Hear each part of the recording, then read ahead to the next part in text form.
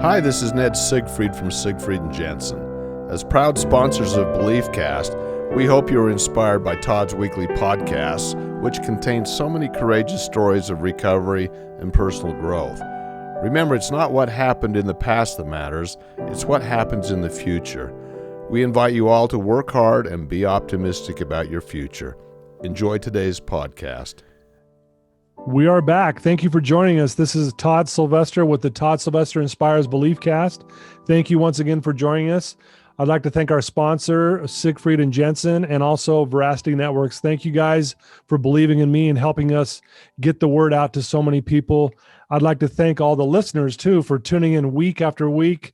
We just hit 130,000 downloads and we're just cranking, and I'm just so grateful for all of it. And we've helped so many people.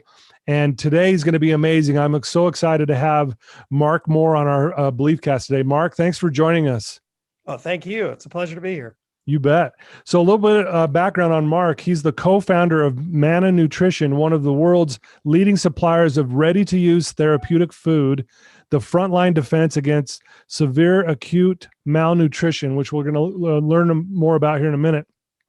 Mark and his team have raised over $20 million to build and expand Mana's 100,000 square foot production facility in Fitzgerald, Georgia, which now employs more than 60 people and supplies partners such as UNICEF, the World Food Program, World Visions, Doctors Without Borders, and USAID to aid in their efforts in fighting malnutrition in more than 50 countries across the globe. He's the author of the book Nourished. It's a book about faith and global hunger. And he speaks frequently on TED events to college campuses, corporate gatherings. He has 4 children, and he and his wife, Marnie, am I saying that right? Marnie. Marnie, sorry. Marnie, yeah. Sorry about that. And they reside in Charlotte, North Carolina. And there's so much more. I mean, this bio goes on forever, but Mark, thank you so much for taking the time to come share, not only just your life, but your passion in ending malnutrition in the world. Thank you. It's a pleasure to be here. And big thrill to talk about something that's important to me, and I hope interesting to your listeners. Yeah, absolutely. So why don't we just start? I always like to start, tell people about you a little bit. Where did you grow up, and a little bit about your family and your childhood? So I grew up in Flint, Michigan, the ultimate blue collar town of the United States. For sure. When you're from Flint and you meet someone from like Cleveland or, Buffalo, you're like, oh, that's wimpy.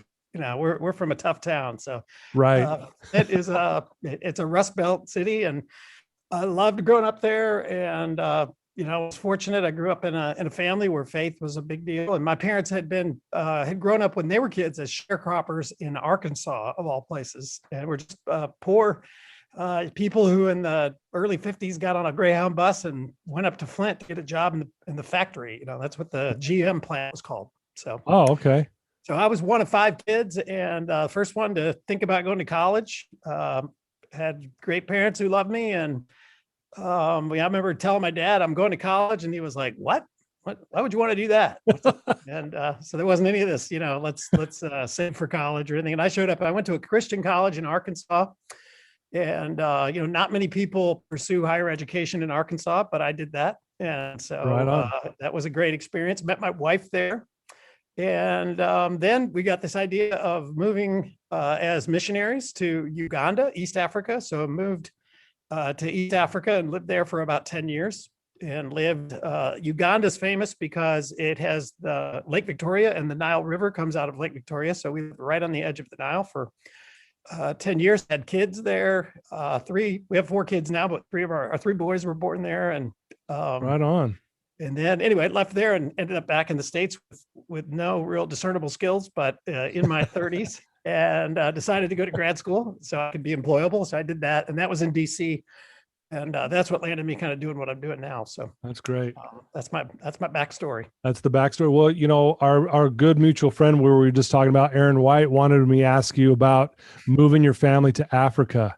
He says, you got to ask him this question. So I don't know what's behind it, but he says, please ask him this question. So I'm going to start off right with that. Tell us about that adventure. Well, I think for any of your listeners, whether you come from a perspective of faith, whatever your particular background is, we all work at companies that talk about mission, vision, and values. And that's at the core. If we were people who were just secular and didn't have any sort of traditional faith, from a philosophical standpoint, that the part of philosophy is called axiology, that talks about the axiological basis for value. And under that, you talk either about ethics or aesthetics. And so from a sort of an ethical standpoint, talking about mission and vision and values that we all have hanging on the wall at our companies that we work at, those are the things I think where you say, if you knew you had 3 years left, what would you do? What would you spend very limited heartbeats and breaths doing? Because they're the most important things. And I think we would all say, well, I'd hang out with my family. I would try to do things that really added value based on my worldview and what was eternal. And in the same way that I met Aaron White, funny, we were just joking before we turned on the recorder. Aaron knocked on my door in Flint, Michigan. He's an LDS missionary, and I'm not LDS. I would say he's probably the first LDS person I ever met. Oh, and really? He knocks on the door, and here's this guy with a tie and a little badge on our door, at our door, and he said, "Hey, we're just trying to be helpful. You guys need help cleaning the garage?" Or it's just so compelling. Right. I thought, why is this guy asking me to clean my garage?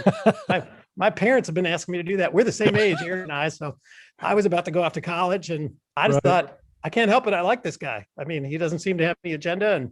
And he did, of course, because he's a missionary for his church, but his main agenda was to show up and be helpful. And so kind of along that same line, when I went to college, I was a little older. I decided, my wife and I decided at 23, 24 that, hey, what if we spent a few years? What if it was a year or two trying to give back and to make a difference? And in the same way that, kind of along the line of, regardless of your tradition, I think one of the reasons, Aaron was successful. You show up, you try. He didn't get to learn a language. He had to go to Flint, Michigan. But in Flint, Michigan, there's a culture you learn. There's a language you learn. There's a way of being that you learn, that when you grow up in Utah, it's foreign, it's different. And I got stuck in that same cycle to say, hey, could I go be a learner for a few years? So we learned the local language, and spent about 10 years wandering around. And I think what anyone who's ever been on a mission, again, missions is this boring word that nobody wants to be part of, but mission, if you chop the S off, is what we all want to be a part of, right? Yeah. In missions, sort of, you have these people who are the object of your help. And if you're not careful, you start looking at them as some kind of sales goal. But mission is just something you have. It's something that makes you get up in the morning. So I think chopping the S off of missions, I think, is a good way to describe my 10 years in Africa. And as anybody who's ever been a missionary will tell you, that the main benefit factor was me.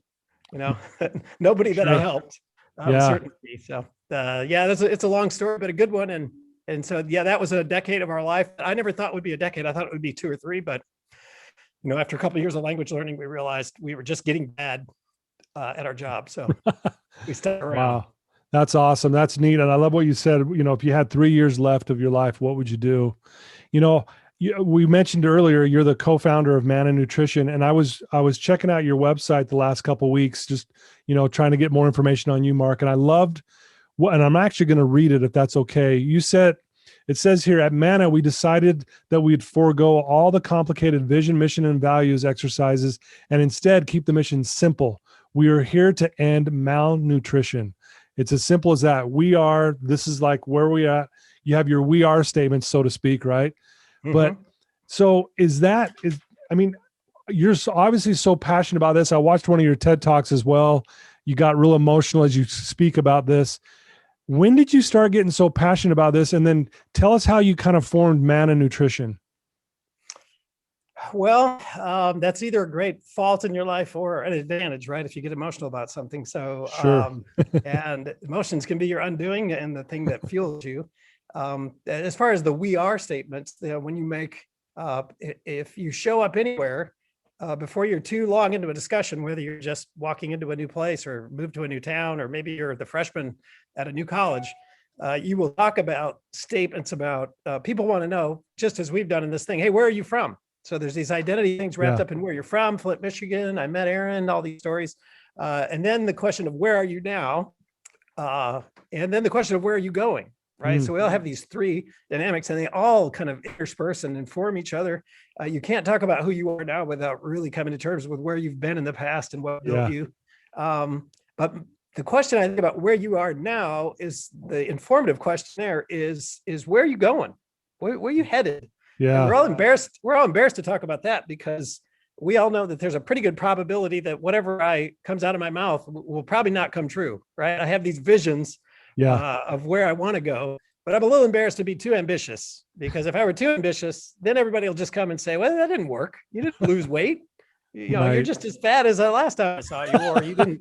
And so to say something audacious like, hey, I want to end malnutrition, I think within any crowd, you'll have about a third of the people who say, that'll never happen, you know, and you have maybe a third of the crowd who says, wow, this guy's naive. But it's kind of cool that he's that naive. You know, I don't know if he has the sincerity or the capacity to actually accomplish this, but I'm kind of pulling for him.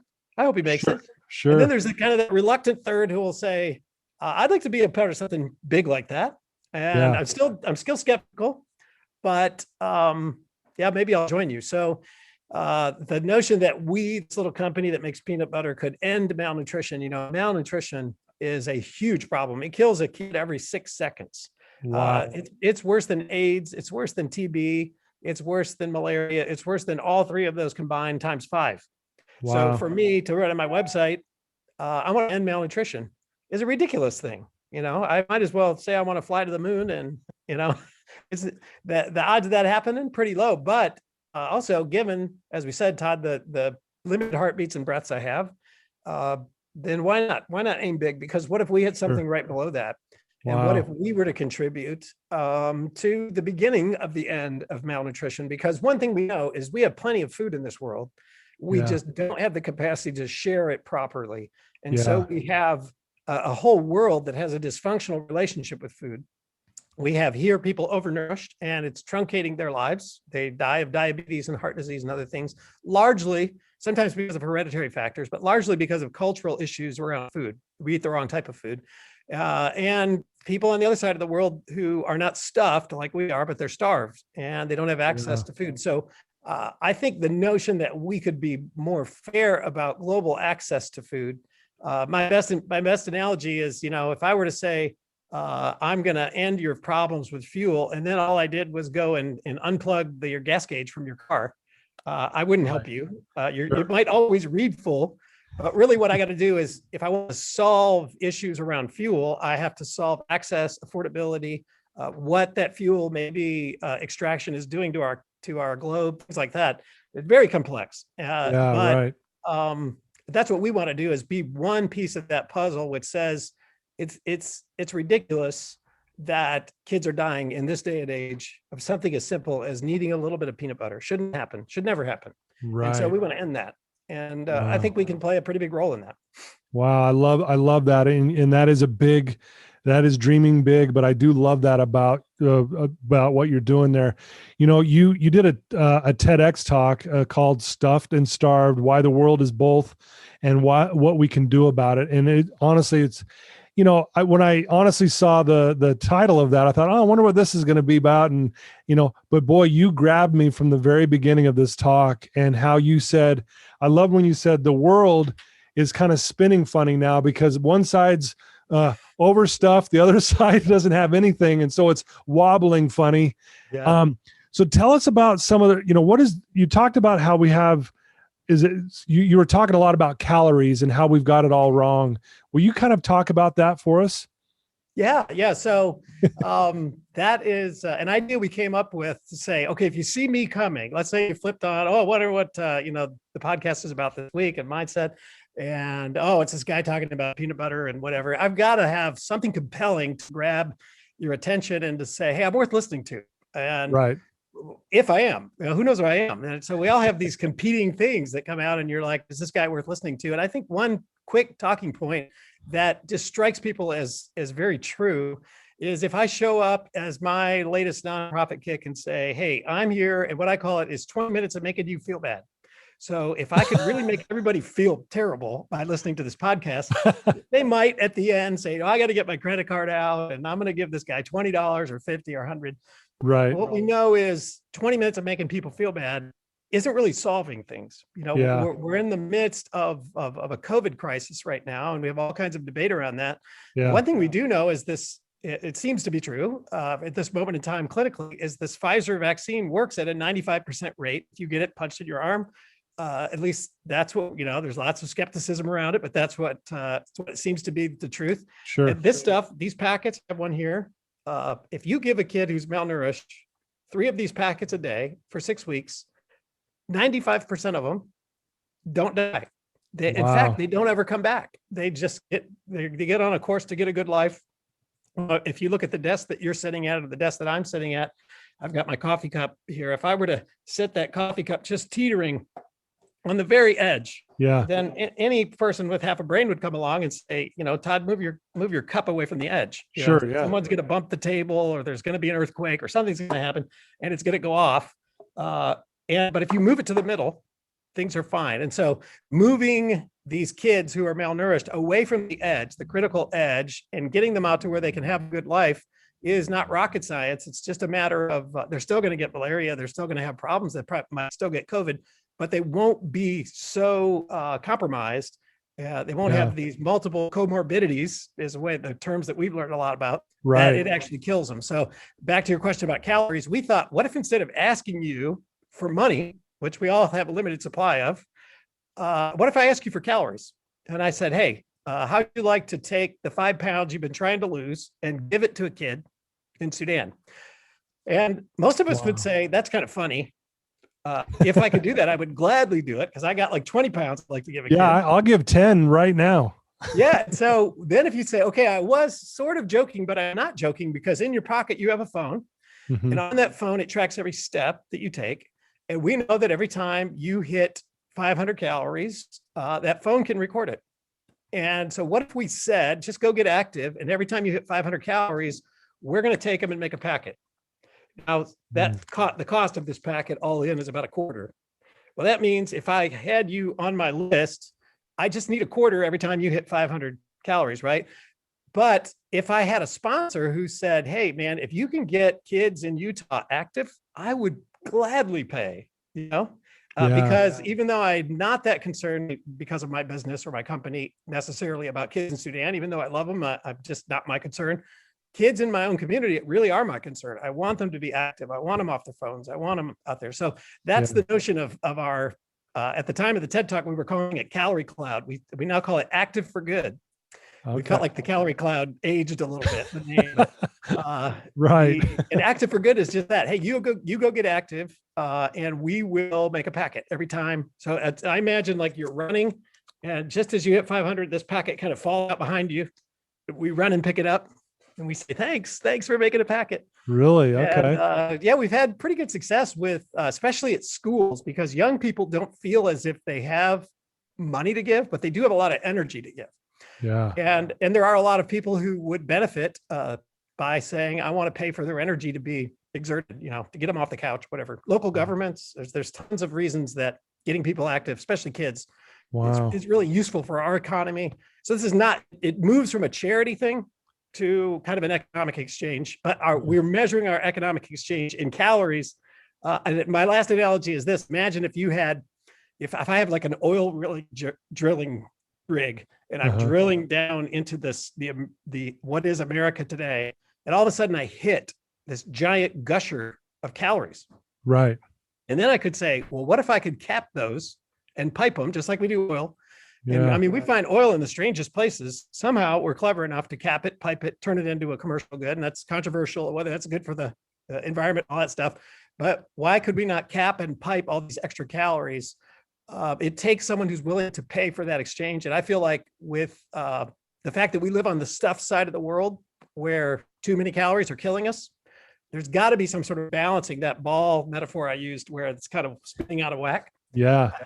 That's the kind of crazy idea that we thought maybe that'll work. And so we took the idea to UNICEF and we actually sold the concept to them. We built it first. And if you look it up, it's called UNICEF Kid Power. It's one of their programs now. That was something we built. Really cool.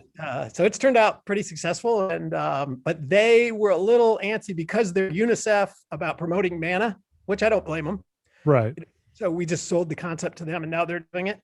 We took the concept and moved away. They're doing elementary kids. We're doing older kids in Canada now because it didn't step on their toes. So, Okay. and we also do a lot of corporate engagement. So we've done Bank of America. We've done some big, get active in your community. Yeah. And the bank, of course, then the bank can say, hey, that's great. It helps our insurance costs go down if all of our people stay active. They're thrilled to pay for a packet if they Wow, can I get their love people active. So that's the idea. I So wish can, I could. I so wish I can could say I'm about to win the Nobel Peace Prize for having it, but not quite. yeah, Still a work in progress. we'll get there. We'll get there. Can someone do it individually, or do you have to do it with a group and a sponsor, or could I just sign up myself and just do it myself? You can. There are active open challenges that you can join. Okay. And so, yeah, just go to, it's called activeforgood.org. So check out Active for Good. And that's a subsidiary of Manna, and all the impact gets delivered through Manna. We make these packets. Okay. Yeah, I'm on there right now. It says the next challenge looked like it already started on April 1st. And obviously you just put in your email, you join the challenge, and you're off and running, right? Absolutely. We could do one specifically for like your podcast and get all the users to say, hey, let's collectively get together, maybe lose a few pounds before the summer comes on, and we'll give those pounds to kids in Africa. Let's do it. I would love to do that, Mark. And what we can do is when we post this, we can put that in the script. Hey, here's the challenge. Go to this website. And for anyone that's, involved with this Belief Cast and Mark Moore's story, we could do a little challenge with everybody. That would be a blast. Sweet. Let's do it. Well, hey, I think that's so amazing what you're doing there. You obviously do a lot of speaking events. You've done TEDx several times. You speak at corporate events, colleges. What is your message always the same, Mark? Is it always just right around, you're here to end malnutrition and here's how we're going to do it? And is that basically the message? Well, I mean, you're a pro at this, so you realize it has to contextualize. Right. Your message starts to revolve around hopefully truth, right? I'm not hopefully, but for sure what is true. But beyond that, what will people listen to? So you have to kind of figure out. I love speaking to people who are people of faith because it really resonates with me. I mean, that's my modus operandi for affecting change. That's what I think of as but not everyone wants to hear that. Of course, you can't stand up at a corporate event and necessarily tie it directly to faith. Right. But I think from a faith perspective, I love to talk about this simple notion that as people traditionally from the Christian faith, we have latched onto stories that Jesus gave us, one of which is his disciples came to him. This is a really famous one. And they said, hey, what's the kingdom of God like? And so I don't think Jesus was like me and you, where he needed notes. I think he was like, he didn't like reach in his pocket and go, oh, good, I have a good sermon on that. Right. I think they asked him that and he thought, well, and we have this recorded in the book of Luke, and he said, the kingdom of God is like, it's like a guy had 100 sheep and he loses one, goes and looks for it, and then he says, and all the disciples listen and they go, wow, I wonder what that meant. Why is he talking about sheep? It's weird. And then he said, or the kingdom of God is like a lady, an old lady, very poor lady, a widow. She only has 10 coins. She loses one and she turns her whole house upside down looking for that one. And so he's still on this theme of lostness. And he's now ramped it up from 100 to 1 to 10 to 1. And then he caps it off in that same chapter. And who knows if he said all these at the same time or if they got recorded like this. He stays on the theme of lostness and he says, or like a guy who had 2 sons and he loses one. We're not talking about sheep. We're not talking about coins. We're talking about your kids, your son or your daughter. And to lose one would not be inconvenient. It would not be a 1% loss or a 10% loss. It would be a catastrophic loss that would change your life. And he says, until he found that son, things were not right. So this theme of lostness comes down to us all these years later. Whoever it is from our heritage picks it up, could be Billy Graham or whoever who's a great preacher, and says, hey, don't be lost, right? Or maybe it's an accusatory, point your finger at the lost, right? We use that term as Christian people. You're lost, I'm found. And modern people, I think, hear that and say, whew, well, I hate to see Todd and Mark come along because they're just going to point their finger at me and tell me I'm lost. So that's just a good reason for me to avoid. If it's you or I, we would say, I don't want to have those conversations with people because I don't want to accuse anybody of being lost. I don't feel that great about myself anyway, Yeah. And so it's a good excuse for those of us who believe in this story of this happens to be the Christian story, to say, I'm never going to talk about that because that's awkward. I don't want to be an awkward person. Right. And yet what we need to realize is, even though that's the true metaphor, that if we go out with that binary metaphor, this is a metaphor we borrowed from scripture, that's very true, that we're probably not going to get off on the right foot with too many people. But the thing I like to talk about when you ask what I like to talk about is, you mentioned a book I wrote, and my dad used to always say, never trust a guy who has written more books than he's read. So I'm just barely ahead of that because I've read a couple, but I did write one, but it's on this theme, and the theme is nourish. God loves to feed people. So what if instead of this binary that I just mentioned, hey, you're lost, I'm found, sounds accusational, sounds in and out. What if I said, are you hungry? And your friend says, yeah, I'm hungry. And we live in a culture, I think, that is severely, acutely, spiritually malnourished. Yeah. And when a kid is severely, acutely malnourished physically, they're not hungry anymore. They've ceased to be hungry because of their deficiencies, right? Exactly right. This restores their appetite. And when you are not hungry, you are dying. It's true of your career. It's true of marriage. It's true of your sports team. Yep. It's true of life. And it is true spiritually. And I think we have a culture that says they eat so much cotton candy off Twitter from the Kardashians or whoever is feeding cotton candy, not to accuse them of, if all you eat is cotton candy spiritually, then you're going to be severely, acutely, spiritually malnourished. You're going to be dying and you're not going to be hungry. And so if we show up and say, here's a big dose of green beans, they're going to go, no way, I don't want that. But if we show up with real bread and real nourishment, people will crave it. And so I like to talk about, can we fundamentally change our metaphor to one of nourishment in order to have conversations about people who existentially feel lost, right? Because once you get to know somebody, what they're going to say is, if you go to lunch with them, eventually they're going to say, my marriage, I feel lost in my marriage. I feel like I don't talk to my kids. My kids are mad at me. I hate my job, whatever. Those are all signs of hunger. And we can then respond with, Jesus had these exact same conversations with people. And he said, you're seeking the wrong kind of water. If you would just talk to me about the right kind of water, I have water. You will never be thirsty again. And I think part of the onus is on us in that, there's a book called Metaphors We Live By, kind of a famous book in graduate school circles, and written by a guy from UCLA, not a man of faith. But his point was, if you use broken metaphors, right? If I go out and talk about how people are lost, well, guess what? Anyone younger than me and you, especially our kids, are going to go, I'm not lost. I got my phone. Right? Like I have Google Maps. So in the old days, when Jesus was telling these stories of lostness, when you got lost, you mean a bear was going to eat you? You were going to freeze to death. I mean, you're in trouble. And now it means you're going to be 5 minutes late. So why would we use broken old metaphors that we think resonate with people? Not that we should abandon them, because again, I think existentially it's deeply true. Just because scripture doesn't resonate with our culture doesn't mean we abandon scripture, but it does mean maybe we're a little smarter about where we start. And my point of talking to people of faith anyway is that it is deeply true throughout scripture. We started in a garden, not for sentimental reasons, but because God wanted to feed people. And in every turn, Ruth is gleaning, David's men are eating the bread, Elijah is fed by ravens.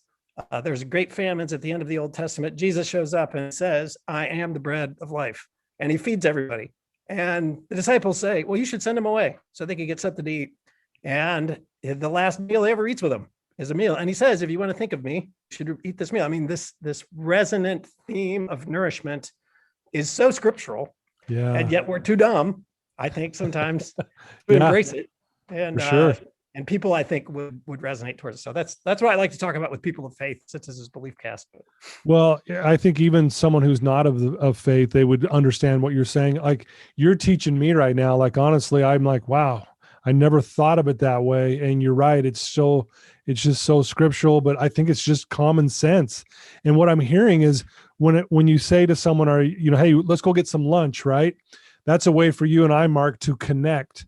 And now we're sitting there, eating our lunch together. And like you said, oh, hey, what's going on in your life? Oh, I'm really, we start getting vulnerable, right? And we start connecting on such a really powerful way. So I really resonated with what you're saying. And I think everyone would do that. is that kind of what your book's about? Is doing that very thing, is connecting people in a different way of saying it?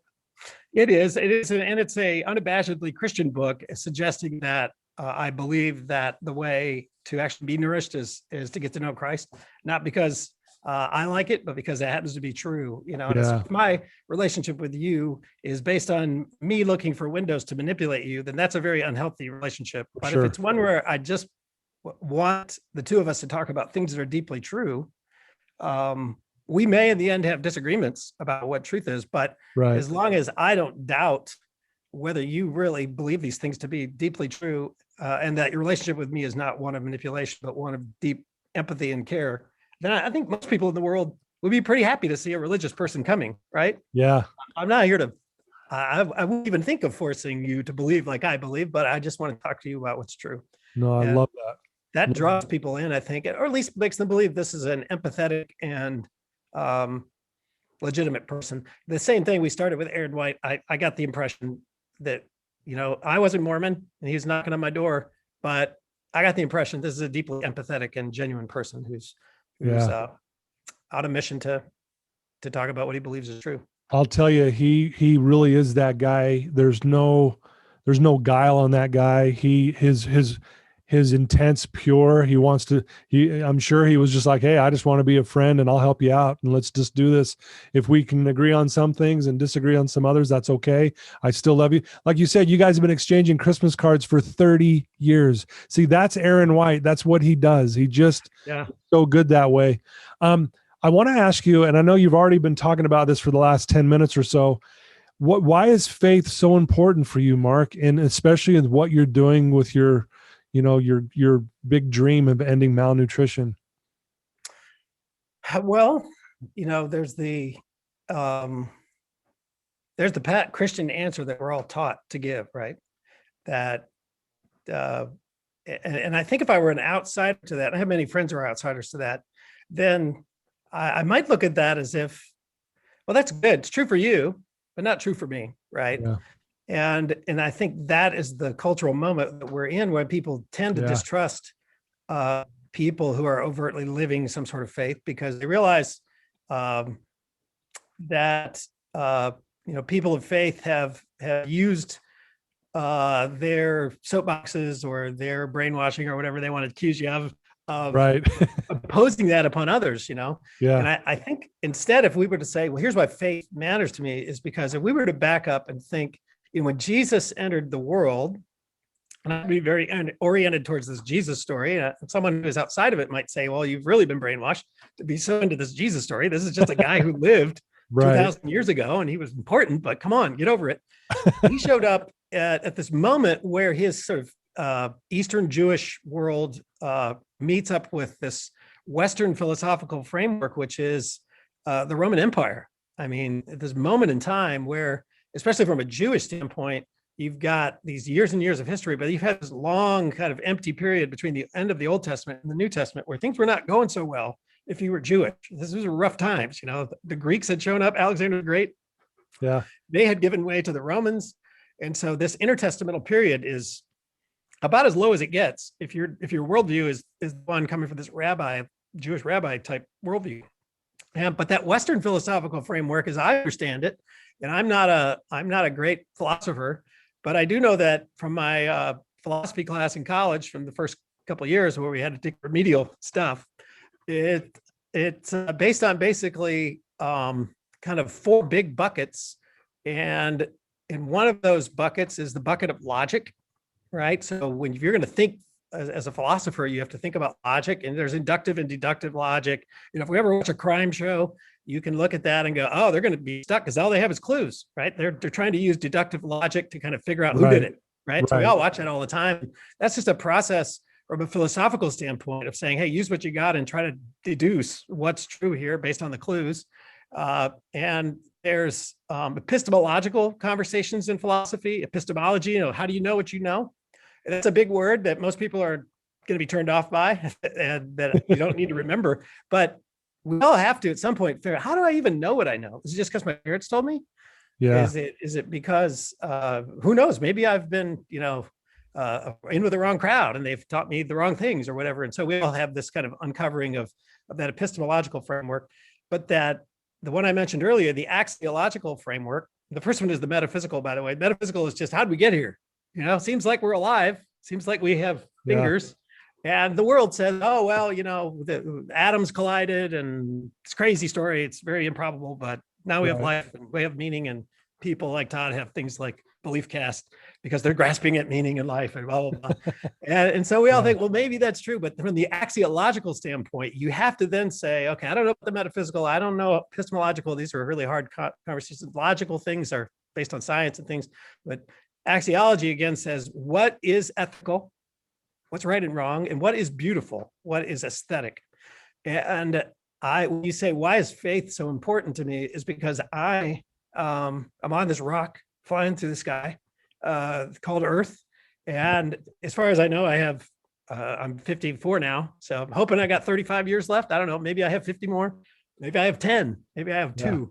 But whatever heartbeats and breaths I have, that I want to extract value out of that axiologically, right? Forget Jesus, forget stories of God.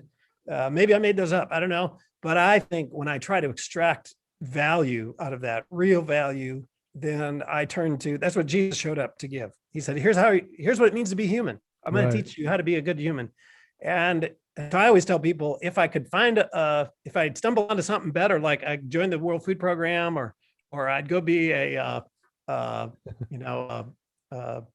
somebody who's serving in some poor country or something like that. Maybe there's more value there, but I really feel like this story of faith handed down to us through Christ rings to me to be axiologically very valuable, to afford me what is beautiful and what is true. What are the mission, vision, values of my life? I got to have an anchor, and I'm holding on to that anchor, and that's at the core of it for me. And and I want to pass that on to people. I want to be optimistic and say, hey man, this is just a very short spurt, a blink of an eye, as these bodies, these jars of clay that the Apostle Paul talked about, and the light and momentary troubles that Paul talked about are going to give way to something bigger and better. And so I choose to believe that. Some people choose not to. That you can believe it whatever you want, I guess, at that point. Yeah, no, beautifully said, Mark. Thank you so much for sharing that part of it. I think that's really important, obviously, and that's one of the things that fuels you and what you're doing. I know another organization you've been involved with is Unreasonable Institute. Mm-hmm. Yeah. And when I first read that, I'm like, unreasonable, what the heck does that mean? But there's a quote on there, and I want to read this to our listeners. I love this. It says, "The reasonable man adapts himself to the world. The unreasonable one persists in trying to adapt to the world himself. Therefore, all progress depends upon the unreasonable man and woman." That's from George Bernard Shaw. And I thought, wow. And that's really what you're doing. Like, you're just saying, hey, people might say to you, that's unreasonable to end malnutrition in the world. That's unreasonable. Why would you do that? But tell us a little bit about that. Take a couple minutes. What's the Unreasonable Foundation or Institute, and what does that entail with what you're doing? Yeah, they're a great group out of Boulder. And it was good for me because I showed up there, this previous 10 minutes you and I have been talking. There's lots of people who will watch this and go, oh, those guys, those religious nuts, I don't need them. And the Reasonable Institute is certainly not anywhere near any kind of traditional Christian, very hippie crowd. It's Boulder, Colorado, Yeah, right. This is a long way from Provo or whatever. So, but what I found there was the same kind of honesty and intellectual curiosity and stuff that you find in good crowds of people who are, and I think that quote, I feel the same way about it when I saw it. George Bernard Shaw, not known for being, the greatest apologetic Christian in the history of the world. Right. But here's a guy who I thought really resonated with me because, again, back to my philosophical conversation, in the realm of logic, then you have to talk about reason, and that's not reasonable. And I can't logically figure this out. And so much of our lives, even from that, at least 75% of the buckets of philosophy don't even have anything to do with logic, right? And we tend to think everything has to be logic. And no, it doesn't. We don't understand.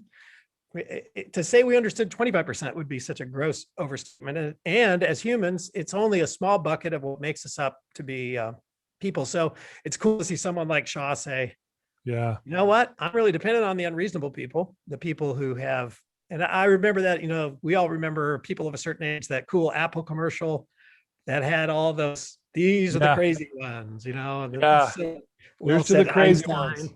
Yeah, Yeah. we all, of course, imagine ourselves to be a part of that crowd in our better moments. I'm not ashamed of that. I think the unreasonable ones, back to our faith conversation, the heroes of faith were all kooks and unreasonable people. They were. And, Absolutely. yeah, the other thing is that anybody who's ever changed the world has ended up in jail at some point. Martin Luther King and Gandhi and I Nelson hope that's not Mandela. where you're headed. I don't think I'm interesting enough to go to jail. So if I were, I might. I'm too afraid to go to jail. So I'm going to just be a little unreasonable. Wow, that's awesome. Well, you're an amazing man, Mark. I'm so impressed with what you're doing, and I want to help on my end. I definitely want to join that Active for Good challenge, and I encourage all our listeners to do the same. I usually ask this with all my guests before you go. If there's someone listening to this right now, Mark, who's just struggling, whether it's with malnutrition or something else, or they're just in a dark spot, what's some advice you could give them at this very moment that may be hearing your voice right now? Well, yeah, it is a tough time coming out of this pandemic. Yeah. And it is, when you are struggling like that, one of the worst things to hear is, there was an old Bob Newhart skit. I don't know if you ever saw it, where he yells across it, "Get over it." Yeah. I remember that. That's the worst thing that, we all don't want that from a counselor, to have somebody Right. yell, get over it. Just get over it.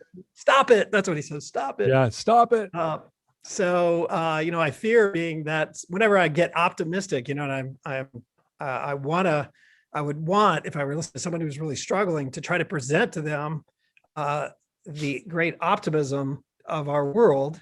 And so, but I also realize, you don't need me if you're struggling, me going, come on, you can do it, get over it. That's patronizing advice that could even be dangerous if people really are struggling. For But sure. I would say, if they could manage through the dark times and through the struggles, to imagine, well, here's the upside. This may not be totally applicable to their situation, but if you look at my life, 54-year-old guy sitting here, if we took the 50,000 years of human history and knocked them down to my life, right? So we take all the zeros off and we say let's say humans started 50 years ago. We walked out of a cave wearing the skins of animal and learned to push a little cart with wheels. Yeah. We don't know anything about humans until 10 years ago, right? Yeah. In this 50-year span of human history. 10 years ago, Abraham and these Jewish Semitic people start showing up. Not even Abraham. He doesn't show up until 4 years ago. But people start to write things, and we start to learn about Mesopotamia. People get organized and grow a lot of food. They emerge in cities. That's 10 years ago. Prior to that, we don't know anything about humans other than we dig up pots sometimes. We don't have anything definitive, because about 10 years ago, in this 50-year span of human history, humans learned to write. About 5 years ago, Abraham shows up. 2 years ago, Jesus shows up. A year ago, people are starting to think about the laws of kind of science and physics. Yeah. 6 months ago, in this human span of human history, we learned to Europe kind of blows up. 4 months ago, Gutenberg makes the press. 2 months ago, in the 50-year span of human history. I mean, think of our lives too. What were you doing in February? Right. This was just yesterday. But 2 months ago, in the span of human history, a bunch of people get on a boat and they go and they form this country called the United States, and it has all kinds of troubles. There's all kinds of inequities, and they miss out on all sorts of issues of justice. A month ago, they get a fight so bad called the Civil War that they almost genocide. They almost murder each other and eliminate each other. And then 2 weeks ago, they learn to combustion engines and how to fly airplanes. And then last week, they figure out how to launch things into space. And then last night, in this 50-year span of human history, they took all of the knowledge of NASA and they put it on a thing, and you have it in your pocket.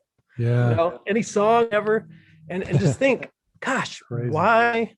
How did I get born at this moment in time? How did God give me this gift? If there is a God, how did I get this gift? And what's going to happen by midnight? How exciting is it that I am born, and with all of my troubles in all of the dark times and all of the things that seem inescapably dark, most of human history have lived in the dark dugouts of poverty and never traveled more than 50 miles from their home. Never.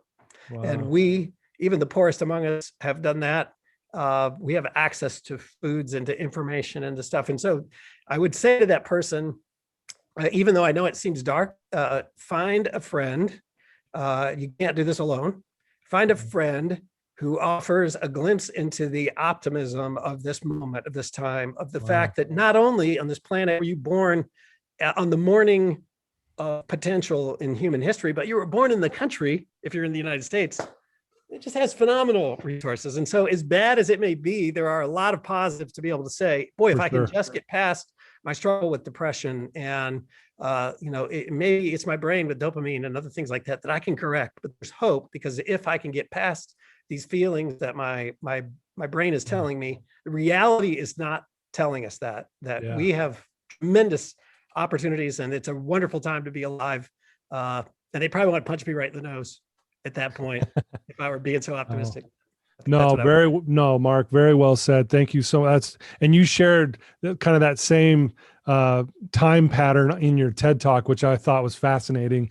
Again, the TED Talk was Stuffed and Starved. Look that up, folks. It's an amazing talk that Mark does.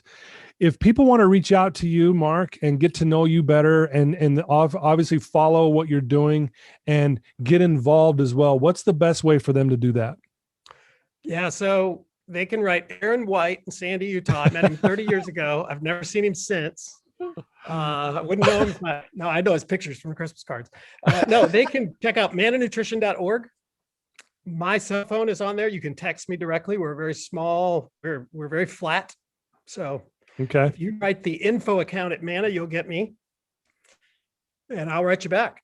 So that's the quickest way to get me. You can call my cell phone, but I hardly ever answer it. You can text me and I'll get it right away. So. Okay. Wow. Well, that makes it pretty simple and easy, Mark. That's amazing. Glad I haven't yet progressed to an administrative assistant because I would have to do what he or she told me. Exactly. Well, Mark, I can't thank you enough for taking time out of your busy schedule today and sharing your not only just your life, but your vision and your passion to end malnutrition in the world. That is a bold dream, but I really do respect you for it. And I'm kind of the same way. I like to dream big and to think that I can do anything. We're part of the crazy ones, right? We're going to do this crazy stuff, but I love it. So thank you so much, Mark. And I hope you know how much we appreciate you. And like I said, Aaron's the one that, told me about you several months ago. I was like, man, you got to get this guy on your, and now I know why. And you're just an amazing man. And I'm grateful that I get to know you better and to sit here and talk to you today. Yeah, thank you. It's an honor and appreciate it. Keep doing what you're doing. Thank you so much. Well, there you go, folks. Another amazing person, another amazing Belief Cast. Please reach out to Mark more. Check out his causes. He's doing some amazing things, and let's help him get to that goal. And I think the more people we can get involved, the better. I love you guys for tuning in week after week. Again, thank you to my sponsors, Siegfried and Jensen and Veracity Networks. I love you guys. And until next time, take care.